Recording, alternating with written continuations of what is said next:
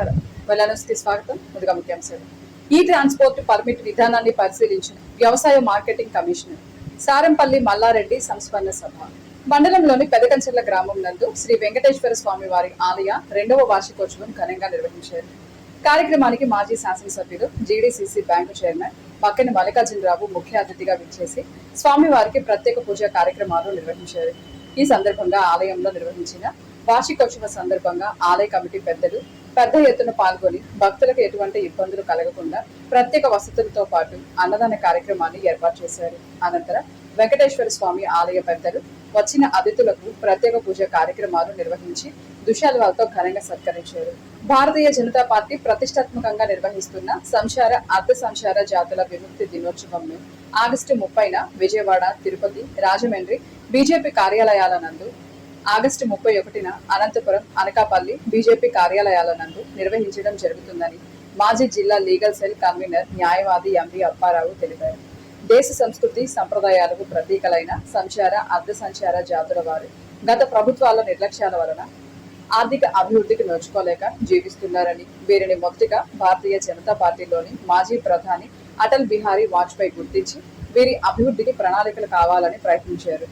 రైతాంగ సమస్యలపై అలుపెరగని పోరాటం చేసిన యోధుడు సారంపల్లి మల్లారెడ్డి అని ఆంధ్రప్రదేశ్ జిల్లా కార్యదర్శి ఏపూరి గోపాలరావు పేర్కొన్నారు. సిపిఎం పార్టీ ఆధ్వర్యంలో సారంపల్లి మల్లారెడ్డి సంస్మరణ సభ సేవలో బోయపాటి వెంకటరాయుడు అధ్యక్షతన జరిగింది. ఈ సభలో గోపాలరావు మాట్లాడుతూ మల్లారెడ్డి మరణం రైతాంగ ఉద్యమానికి తీరని లోటని ఆయన చెప్పారు. రైతాంగాన్ని దివాలా తీయించి నల్ల చట్టాలను తిప్పికొట్టాల్సిన అవసరం ఎంతైనా ఉందని, రైతాంగ ఉద్యమాలను ముందుకు తీసుకెళ్లడమే మల్లారెడ్డికి మనవి ఘనమైన నివాళి అన్నారు. రైతాంగ ఉద్యమ నేత, ఉమ్మడి ఆంధ్రప్రదేశ్లో అత్యధిక కాలం రైతాంగ ఉద్యమాల్లో పనిచేయటమే కాకుండా వ్యవసాయ రంగంలో ఉన్నటువంటి ప్రతి సమస్యని కూడా పరిశీలించటం, దానికి ఏ రకమైనటువంటి పరిష్కారం అనేటటువంటి దాన్ని ఆలోచించినటువంటి వ్యక్తి సారంపల్లి మల్లారెడ్డి గారు. అటువంటి సారంపల్లి మల్లారెడ్డి గారు మరణించడం అనేటటువంటిది రైతాంగ ఉద్యమాలకు తీరని లోటు అనేటటువంటిది ఈరోజు మన అందరం కూడా గమనించాల్సినటువంటి అవసరం ఉంది. ఎందుకనంటే ఈ మధ్యకాలంలో రైతాంగం అనేటటువంటిది ప్రధానంగా ఢిల్లీలో రైతాంగ పోరాటం, వ్యవసాయ చట్టాలు 3 నల్ల చట్టాలు తీసుకొచ్చినటువంటి సందర్భంలో ఒక కీలకమైనటువంటి పాత్ర పోషించి రైతాంగాన్ని ప్రధానంగా మన ఉమ్మడి ఆంధ్రప్రదేశ్లో, తెలంగాణ, ఆంధ్ర రాష్ట్రాల్లో ఉన్నటువంటి రైతుల్ని సమీకరించి కదిలించడంలో సారంపల్లి మల్లారెడ్డి గారు కీలకమైన పాత్ర పోషించింది అనేటటువంటిది మనందరం కూడా గమనించాలి. వారి యొక్క కృషి చొరవతో దేశవ్యాప్తంగా ఏఐకేఎస్, ఇతర 540 రైతు సంఘాలు చేసినటువంటి పోరాటంతో ఈరోజు కేంద్ర ప్రభుత్వం 3 నల్ల వ్యవసాయ చట్టాలు వెనక్కి తీసుకోవడం అనేది జరిగింది.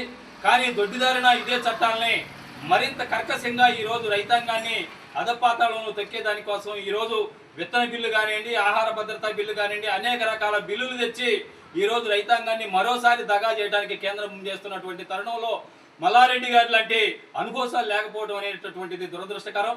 కాబట్టి రాబోయే కాలంలో మనం అందరం కూడా మల్లారెడ్డి గారు ఏ ఆశయం కోసం అయితే పోరాడాడో, ఏ ఆశయం కోసం అయితే కష్టపడ్డాడో, ఏ ఆశయం కోసం అయితే ప్రజలను కదిలించాడో, అటువంటి ఆశయం కోసం ప్రధానంగా రైతు బాగుండాలి, వ్యవసాయం బాగుండాలి అనేటటువంటి దానికోసం మనందరం కూడా మల్లారెడ్డి గారి ఆశయ సేవలో రాబోయే కాలంలో మన ప్రాంతంలో కూడా వ్యవసాయ పోరాటాన్ని, వ్యవసాయ రంగాన్ని మనం బలోపేతం చేసేదానికోసం, రైతును రక్షించేదానికోసం ముందుకు రావాలని మనం అందరం కూడా ఆలోచన చేస్తూ ఉన్నాం.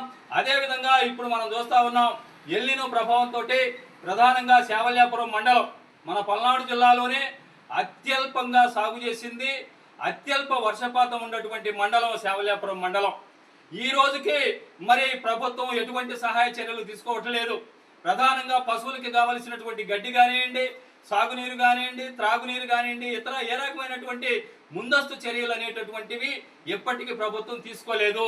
కాబట్టి మన వ్యవసాయ శాఖ ప్రభుత్వం మొత్తం కూడా శావల్యాపురం మండలాన్ని కరువు మండలంగా ప్రకటించి రైతుల్ని ఆదుకోవాలి, పశువుల్ని ఆదుకోవాలి. అదేవిధంగా మనం ఈ రోజు చూస్తూ ఉన్నాము, ప్రధానంగా వ్యవసాయ కూలీలు మొత్తం కూడా ఈ పంటల మీద ఆధారపడి బతికేటటువంటి కుటుంబాలు. కాబట్టి ఈరోజు మనం అడుగుతుంది, తాగుడు నీరు కావాలి. అదేవిధంగా పంటలు నష్టపోయినటువంటి రైతులు మొత్తానికి కూడా వాళ్ళకి పరిహారం చెల్లించాలి. దాంతోపాటు పంట ఉపాధి కోల్పోయినటువంటి రైతులు మొత్తానికి, కూలీల మొత్తానికి కూడా వాళ్ళ కుటుంబాలను ఆదుకునే దానికోసం ప్రభుత్వం చర్యలు తీసుకోవాలి. లేదనుకుంటే రాబోయే కాలంలో రైతులు, కార్మికులు అందరూ కూడా, వ్యవసాయ కార్మికులు కలిసి పోరాటాలు మరింత ఉధృతం చేస్తారని సారంపల్లి మల్లారెడ్డి గారికి మరొక్కసారి విప్లవ జోహార్లు అర్పిస్తూ వారి ఆశయ బాటలో పునరంకితం. రాష్ట్ర వ్యవసాయ marketing commissioner P Ravi Subhash Vinukonda వ్యవసాయ మార్కెట్ కమిటీ పరిధిలోని మార్కాపురం రోడ్డులో ఉన్న చెక్ పోస్టును సందర్శించారు.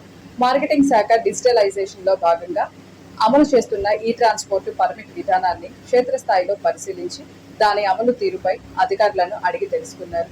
చెక్ పోస్టులో అనుమతుల జారీ, డిజిటల్ విధానం ద్వారా జరుగుతున్న పర్యవేక్షణ, వ్యవసాయ ఉత్పత్తుల రవాణా ప్రక్రియను పరిశీలించిన కమిషనర్ ఈ విధానం పారదర్శకతను పెంచడంతో పాటు రైతులు, వ్యాపారులకు మరింత సౌలభ్యాన్ని కల్పిస్తోందని పేర్కొంటూ అమలుపై సంతృప్తి వ్యక్తం చేశారు. ఇతరుతో వెళ్లాల్సిన సమాప్తం. తిరిగి రేపటి వెళ్లాల్సిలో కలుసుకుందాం. నమస్కారం.